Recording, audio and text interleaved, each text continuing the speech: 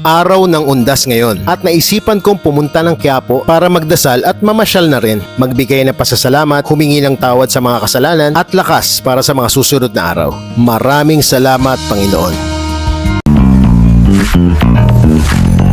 Another day, another gutom. Bodyguard ko nga pala. First up, itong sikat na kainan ng sotanghon dito sa Quiapo. Matagal din nag-trending to online kasi nakakaengganyo naman talaga kumain dito. Very generous pa yung servings nila. Kaya matatakam ka talaga eh. Tignan nyo naman yan. Perfect sa panahon na malamig at umuulan. Ito naman yung chow fan with dinakdakan. Punong-puno rin yung isang bowl. Priced at 100 pesos only. Ito namang sotanghon with pork and egg. 80 pesos ang isang bowl. Parang tuwang-tuwa pa si shy type lover boy Tiny dito. O siya, lafangan na. Yung noodles niya hindi soggy. Malasa yung sabaw at masarap yung egg and pork. For its price, hindi ka nalugi. 80 pesos, panalo na. After that, nadaan kami dito sa tindahan ng mga kakanin. Parang ang sarap-sarap, kaya lang busog pa kami. May bilo-bilo pa. Sayang, pero next time yan. Lakad-lakad muna para matagtag. Tingin-tingin din, baka may makitang mabibili. At nakita ko nga ang kauna-unahang SM. Dito yan sa Carriedo. Naku po, magpapasko na nga talaga. Mga inaanak ko dyan, alam nyo na, mahal kayo ni Nino. At isang pagsaludo sa mga kababayan natin na lumalaban ng patas para lang mabuhay. Uy, teka, ang sarap ng baga at chicharong bulaklak, oh. I got you! Uy, may nagluluto ng hopya oh. At ang dami pa nilang panindang iba't ibang klaseng tinapay. Pero focus lang muna tayo sa hopya ngayon. Mahirap na't baka tumaas yung sugar nung kasama ko. So that's 95 pesos for 10 assorted hopya.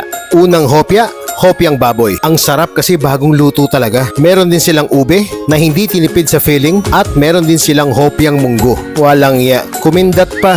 Cute mo, no? Naglakad ulit kami at hopya na naman ang nakita namin. Dito yan sa Kim Chong Tim. Sabi ni Tiny, ito daw yung pinakamatandang hopya shop dito sa Quiapo. They have all the flavors from classic hopyang ube, munggo, baboy, lahat nandyan na. Meron pa silang sugar-free at mga kakaibang flavors like ube cheese at kwontong hopya hapon. Ano ba yun? Freshly baked lahat kaya sigurado ang quality pag umorder kayo dito. Panalo.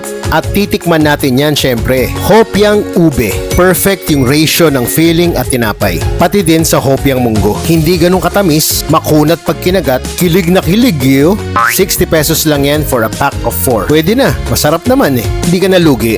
At sa tabi niyan yung excelente cooked ham. Bumili lang ako para sa nanay ko kasi masarap naman talaga dyan. At very consistent yung lasa, same as kasungitan nila. Tapos ito guys, so ang lupit, 170 pesos for one whole chicken plus 2 cups of rice. Sobrang busog ka na ron. Tapos ito pang Len Chow Fan na may kasamang lechon, sausages, siomai, bagnet, fried chicken at ang nakakatakam na tusok-tusok. Thank you Lord sa Quiapo experience. At pasok ito sa ating So good, so flavorful.